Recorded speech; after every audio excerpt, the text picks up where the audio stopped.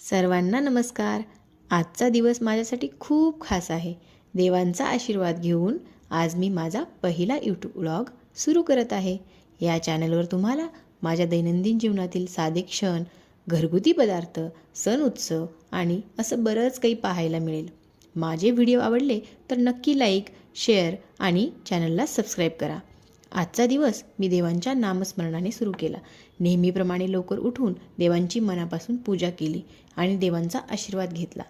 अशी मी माझ्या नव्या प्रवासाची सुरुवात केली. ही सुरुवात मी श्रद्धा, सकारात्मक विचार आणि प्रामाणिक प्रयत्नांसोबत करत आहे.